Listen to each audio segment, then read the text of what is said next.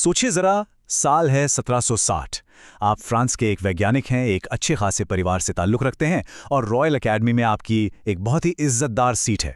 लेकिन आप बहुत महत्वाकांक्षी हैं, आप कुछ बड़ा करना चाहते हैं। आप पृथ्वी से सूरज की दूरी का पता लगाना चाहते हैं और इस एक लक्ष्य को पूरा करने के लिए आप अपनी ज़िंदगी का सबसे बड़ा दांव खेलने के लिए तैयार हैं। तो ये कहानी है गियोम लुज़ेंटी की। मार्च 1760 में वो ट्रांजिट ऑफ वीनस देखने के लिए भारत की लंबी यात्रा पर निकलते हैं। ये एक ऐसी खगोलीय घटना है जो 125 सालों में सिर्फ 2 बार होती है। 6 जून 1761 को जब पहला मौका आता है तो वो एक युद्ध के कारण समुद्र में फंसे होते हैं और इसे देखने से चूक जाते हैं। लेकिन वो हार नहीं मानते। वो अगले मौके के लिए पूरे 8 साल इंतजार करते हैं और फिर 4 जून 1769 को जब वो पूरी तरह तैयार होते हैं तो किस्मत ऐसा खेल खेलती है कि ठीक उसी वक्त आसमान में बादल छा जाते हैं। 1771 में पूरे 11 साल बाद वो खाली हाथ फ्रांस लौटते हैं। फ्रांस पहुंचकर उन्हें जो पता चला वो किसी बुरे सपने से कम नहीं था। पहला झटका ये था कि युद्ध के दौरान उनकी कोई भी चिट्ठी घर तक नहीं पहुंची थी और कानून की नज़र में उन्हें मृत घोषित कर दिया गया था। अगला झटका उनके घर से आया। ये मानकर कि वो अब इस दुनिया में नहीं रहे, उनकी पत्नी ने किसी और से शादी कर ली थी। 11 साल का बलिदान और नतीजा ये था कि उनका परिवार पूरी तरह से बिखर चुका था। और बात यहीं खत्म नहीं हुई। उनकी सारी संपत्ति, सारी दौलत उनके रिश्तेदारों ने आपस में बांट ली थी। वो अब ना सिर्फ अकेले थे बल्कि पूरी तरह से कंगाल भी हो चुके थे। और आखिरी और शायद सबसे दर्दनाक झटका ये था, जिस वैज्ञानिक सम्मान के लिए उन्होंने ये सब कुछ दांव पर लगाया था, रॉयल एकेडमी ऑफ साइंसेस में उनकी वो सीट भी किसी और को दे दी गई थी। मतलब 11 साल की सारी मेहनत पूरी तरह से बेकार हो गई थी। लुज़ेंटी की कहानी एक एक्सट्रीम केस है, सही बात है, लेकिन ये हमें महत्वाकांक्षा की कीमत पर एक बहुत ज़रूरी सवाल पूछने पर मजबूर करती है। तो चलिए अब इस बात को समझते हैं कि असाधारण सफलता की असली कीमत क्या होती है, जैसा कि मशहूर क्लिनिकल साइकोलॉजिस्ट जॉर्डन पीटरसन ने समझाया है। पीटरसन का तर्क देखिए बड़ा सिंपल है। वो कहते हैं कि जब कोई अपनी सारी की सारी एनर्जी सिर्फ एक चीज पर लगा देता है, जैसे कि अपना करियर, और उसमें असाधारण बनना चाहता है, तो इसकी एक कीमत चुकानी पड़ती है। जिंदगी के दूसरे हिस्से, परिवार, दोस्त, शौक, इन सबको नजरअंदाज करना ही पड़ता है। यही असाधारण होने का मूल्य है।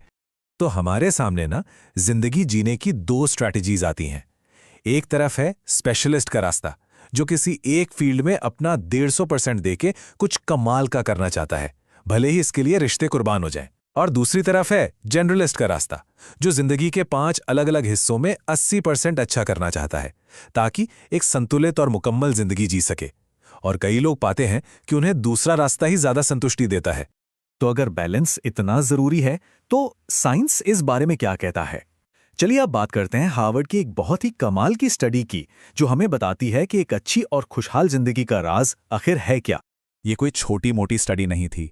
Harvard study of adult development 1938 में शुरू हुई और 75 से भी ज्यादा सालों तक चली।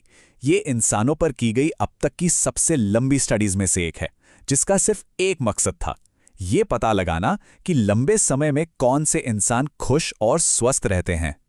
और देखिए स्टडी कितनी गहरी थी। रिसर्चर्स ने 724 लोगों को उनकी पूरी जिंदगी ट्रैक किया।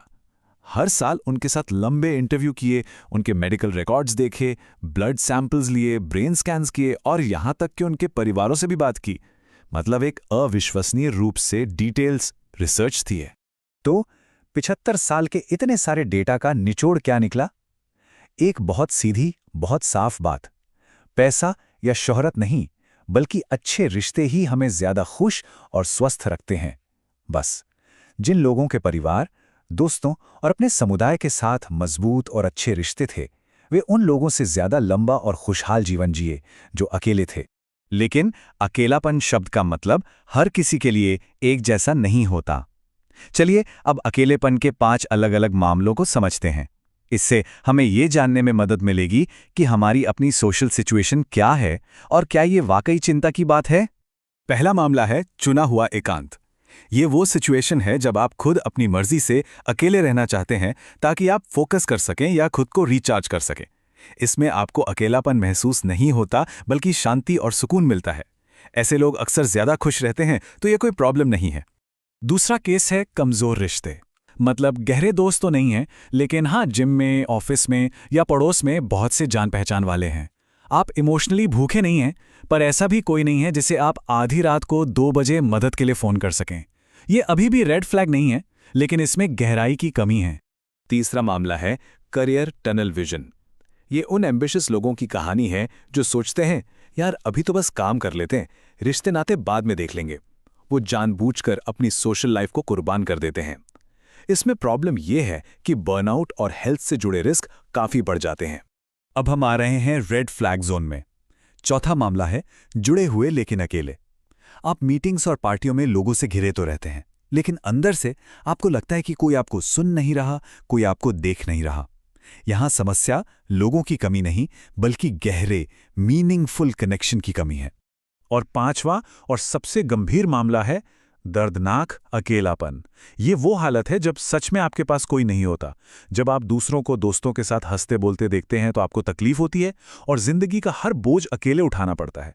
इसका एक अच्छा समाधान है कि आप किसी स्ट्रक्चर्ड ग्रुप में शामिल हों, जैसे कोई क्लास, स्पोर्ट्स टीम या वॉलंटियर ग्रुप, जहां दोस्त बनाने के मौके अपने आप बन जाते हैं।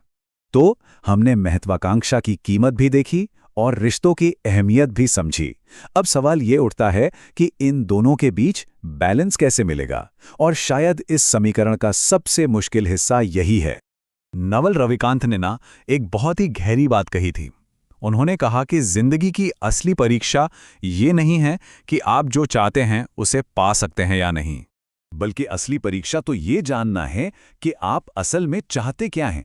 किसी चीज को हासिल करना शायद उतना मुश्किल नहीं है जितना ये पता लगाना कि हमें असल में चाहिए क्या था। और यही सवाल है जिस पर सोचना है कि एक कामयाब जिंदगी की असली परिभाषा आखिर है क्या।